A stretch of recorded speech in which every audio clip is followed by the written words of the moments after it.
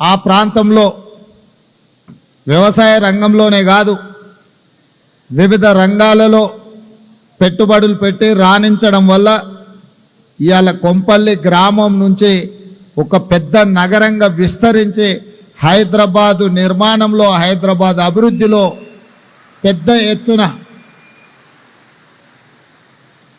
దేశానికే ఆదర్శంగా నిలబడ్డ సత్యం రామలింగరాజు కుటుంబం నుంచి మొదలు పెడితే చాలామంది సిరీస్ కావచ్చు, ఎన్సిసి కావచ్చు,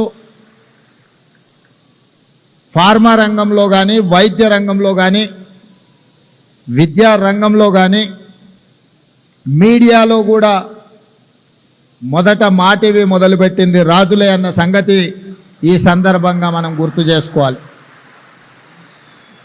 TV9కి అలా ఇంత ప్రాచుర్యం ఉంది అని అంటే TV9ను ప్రారంభించింది కూడా రాజులే అన్న సంగతి ఈ సందర్భంగా మనం గుర్తు చేసుకోవాల్సిన అవసరం ఉంది.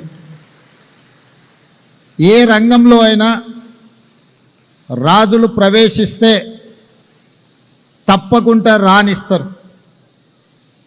రాణించడానికి పెట్టుబడి అని ఎవరైనా అనుకుంటే అది పొరపాటు.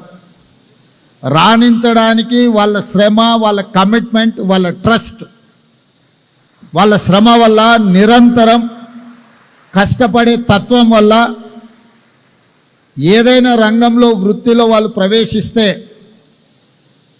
వాళ్ళని నమ్మవచ్చు అని సమాజానికి ఉన్న ఒక నమ్మకమే వాళ్ళ రాణింపుకు, వాళ్ళ ఎదుగుదలకు కారణం అని చెప్పి నేను ఖచ్చితంగా చెప్పగలను.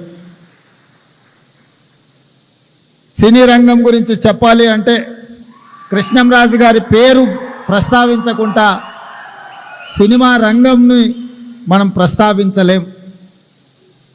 తర్వాతి తరంలో టాలీవుడ్ నుంచి బాలీవుడ్ వరకు రాణించింది రామ్ గోపాల్ వర్మ గారు. నాకు అత్యంత మంచి మిత్రుడు. అదేవిధంగా ఈరోజు హాలీవుడ్తో పోటీ పడగలిగిన, టాలీవుడ్ బాలీవుడ్ దాటి హాలీవుడ్తోనే పోటీ పడగలిగిన బాహుబలి ఇవాళ రాణించింది అని అంటే ప్రభాస్ లేకుండా ఆ పాత్రను ఊహించలేము. వీటన్నిటికీ వీళ్ళందరూ రాణించడానికి ప్రధానమైన కారణము వాళ్ళ కఠోరమైన శ్రమ, వాళ్ళ పట్టుదల అని చెప్పి తెలంగాణ రాష్ట్ర ముఖ్యమంత్రిగా నేను చెప్పదలుచుకున్నాను. అదేవిధంగా తెలంగాణ రాష్ట్రంలో ఉన్న అత్యంత ప్రధానమైన పరిశ్రమ నిజాం చక్కెర కర్మాగారం. ఇవాళ నిజాం షుగర్ ఫ్యాక్టరీ కూడా ఒక రాజుగారి చేతిలో ఉంది. మళ్ళీ దాన్ని పునఃప్రారంభించడానికి ప్రభుత్వం వైపు నుంచి సంపూర్ణ సహకారాన్ని అందించి గత 10-12 సంవత్సరాల నుంచి ఉన్న కొట్టుమిట్టాడుతున్న ఒక సమస్యగా ఉన్న నిజాం షుగర్ ఫ్యాక్టరీ సమస్యను కూడా ఈరోజు మా ప్రభుత్వం పరిష్కరించి మీ మీద ఉన్న విశ్వాసంతో ఈరోజు ఆ షుగర్ ఫ్యాక్టరీని తిరిగి ప్రారంభించి ముందుకు తీసుకువెళ్ళాలి అని చెప్పి మా ప్రభుత్వం నిర్ణయం తీసుకున్నది.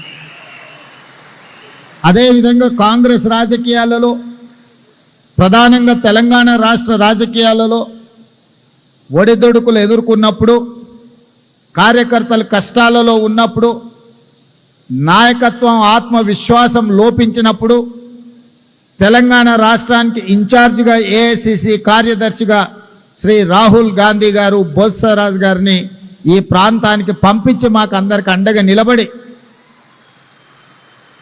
వారి 50 సంవత్సరాల అనుభవాన్ని ఉపయోగించి నాయకులను సమన్వయం చేస్తూ పార్టీని ముందుకు నడిపించి ఇవాళ కాంగ్రెస్ పార్టీ అధికారంలోకి రావడానికి అత్యంత క్రియాశీలక పాత్ర పోషించింది మా పెద్దలు బోస్రాజు గారు అని నేను ఈ సందర్భంగా చెప్పదలుచుకున్నా. మీకు తెలియని ఒక విషయాన్ని కూడా నేను ఇక్కడ ప్రస్తావించదలుచుకున్నా. కర్ణాటక రాష్ట్రంలో ఎన్నికల సందర్భంగా టికెట్ల పంపిణీ విషయంలో అక్కడ ఉండే పరిస్థితులు, సామాజిక వర్గాల యొక్క ప్రాతినిధ్యంలో 100% బోస్రాజు గారు గెలవగలిగిన సీటు వారికి ఇవ్వలేకపోయినారు. రాహుల్ గాంధీ గారు అనుకున్నా కూడా అక్కడ ఉన్న పరిస్థితుల వల్ల, స్థానిక పరిస్థితుల వల్ల వారికి టికెట్ కేటాయించలేకపోయినరు. ఇతరులకు కేటాయించిన ఆ అభ్యర్థికి అవసరమైన అన్ని మంచి చెడ్డలు, నా ఉద్దేశంలో మంచి చెడ్డలు అంటే మీకు అర్థం అయి ఉంటుంది, అన్ని వారే చూసుకొని నిబద్ధతతోని పార్టీ గెలుపు కోసం వారు పనిచేసింది. 135 సీట్లతోని అత్యధిక మెజారిటీతోని కర్ణాటక రాష్ట్రంలో ప్రభుత్వం ఏర్పడ్డది.